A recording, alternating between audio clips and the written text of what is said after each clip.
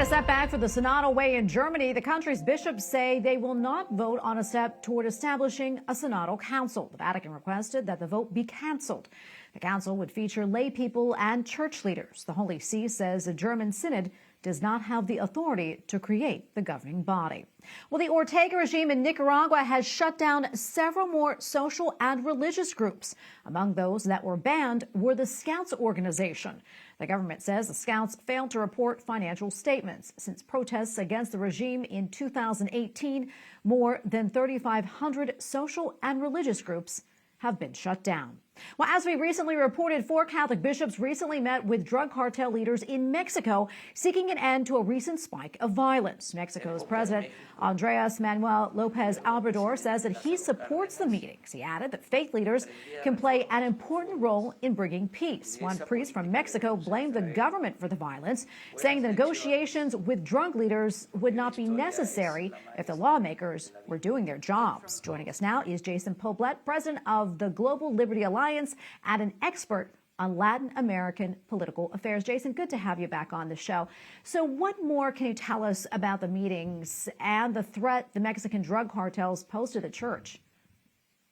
Tracy, you know, it's curious how Lopez Obrador tries to shift the blame, but ultimately this is a failure of his campaign, hugs, not bullets. He has completely put law enforcement on the side and has allowed the cartels to run rampant throughout the country. And for Americans watching this, it's very important. This city may be 1,500 miles away from the U.S.-Mexico border, but we're talking about transnational criminal cartels. And what happened in the state of Guerrero, you had 4 bishops down there who I believe, like in Nicaragua, were forced to fill a space. And as you know, Tracy, I've talked about this before, we want civil authorities to do this sort of thing. Unfortunately, the bishops, and in the case of Mexico, you know, the Catholic Church has a very special place. So this is not the first time this has happened. And I think it's a positive in the sense that if it leads to a truce and protection for the church, there are bishops in Mexico, by the way, who are under death threat by these cartels, fine. But there should not be a space that the Catholic Church fills. There should be a space filled by the Mexican government, which, by the way, there's an election coming in the summer. And I wouldn't be too surprised if some of this is politics. You know, real fast on what's happening in Guerrero, the schools were closed, the transportation routes were closed. You have organizations that are operating at the margin of the law, these transnational criminal cartels, the people that we talk about on your show a lot, engaging in human trafficking, opioid trafficking, a lot of really bad stuff. And in that community, they're controlling everything. So somebody had to do something. The church stepped in. And by the way, it's not without controversy. There's a lot of criticism for the church doing it. I think on average, it's generally okay. But I also think that this is not a space the church should be filling. Civil authorities should be filling. And the U.S. government, working with Mexico, should be trying to stem some of this violence in Mexico. Yeah, it's pretty astounding, I would say, Jason. You know, do you think this gives the cartels maybe a sense of legitimacy?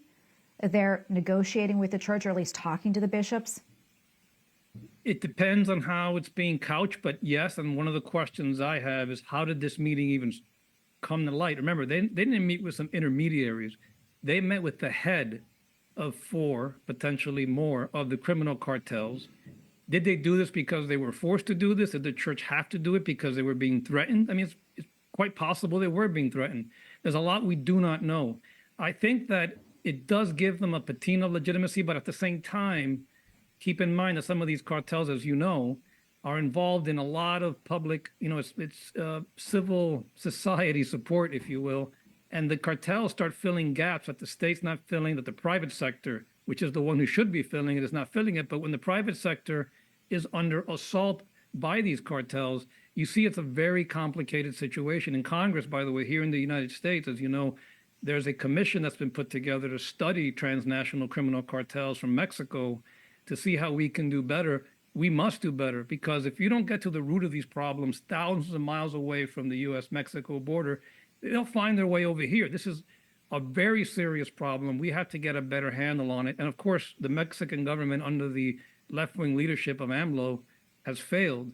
Now we got to figure out what to do next. The Catholic Church did this. I hope the Catholic Church take steps to separate itself from this sort of thing. but they have to protect their priests. They have to protect their bishops. And more importantly, they're sacrificing for their people. A lot of people have died down there. Yeah, absolutely. Jason, thank you for coming on. We are praying for all of them down there, especially those bishops. Thank you for your insights. Always appreciate it. Thank you, Tracy.